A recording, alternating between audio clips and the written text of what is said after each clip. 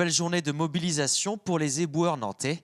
Dès 7h30 ce matin, ils bloquaient le pont de Cheviré, provoquant d'importants embouteillages sur le périphérique ouest. 1h30 de blocage avant que les éboueurs en grève ne rejoignent en cortège la mairie de Nantes. Sur leur passage, ils ont récupéré des poubelles pour les déverser devant l'établissement. Dans le même temps, les 3 sites de collecte de déchets et les 2 sites d'incinération sont également bloqués.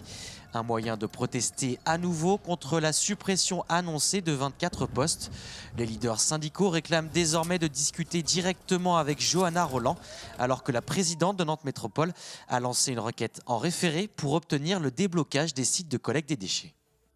En fait, on nous demandait de nettoyer la ville avant de négocier. Et nous, on a demandé à négocier avant de nettoyer la ville. Il n'y a eu que des mots verbaux et on veut des écrits maintenant. On n'a plus confiance en la mairie.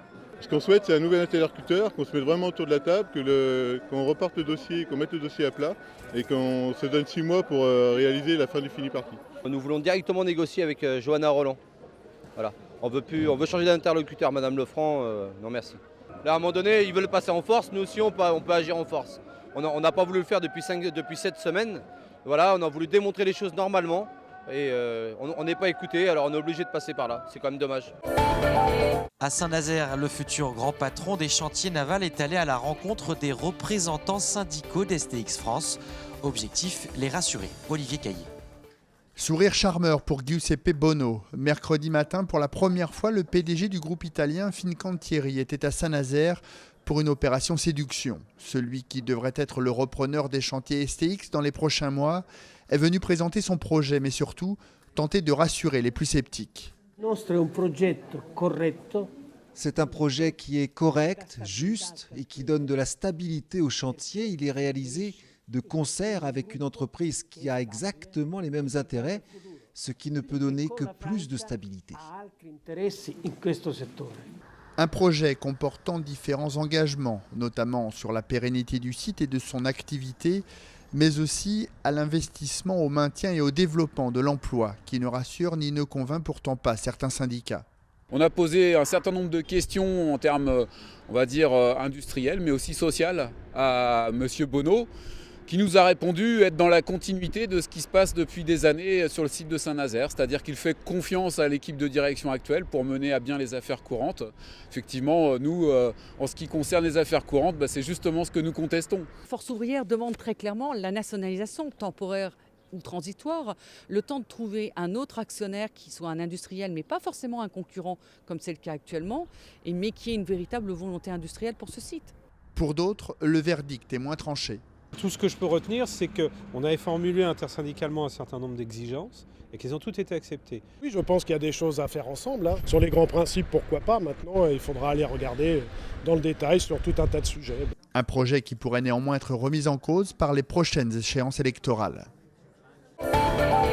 Après les jets de fumigène sur la pelouse lors de Nantes-Bordeaux dimanche dernier, le FC Nantes et la Brigade Loire risquent des sanctions. Qu'en pensent les supporters du club ? Oui, je comprends, ouais, c'est à titre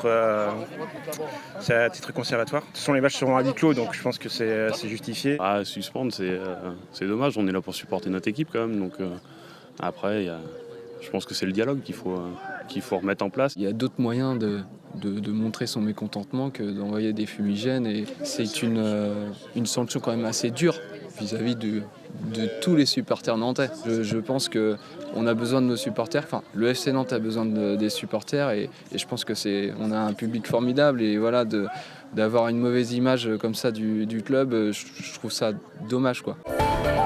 À partir du 25 avril, la compagnie des Trois Singes présente Vive la République, Vive la France, un spectacle politique d'actualité, Benoît Balti. Mes chers compatriotes, je serai le président de tous les Français. Les résultats connus à l'heure où je m'exprime. Tant que le chômage n'aura pas entamé sa décrue. Pour ce qui me concerne, je pense que la question du travail a été trop longtemps délaissée. On est parti ensemble sur les pivots sonores des discours politiques, des lois, des allocutions, des promesses.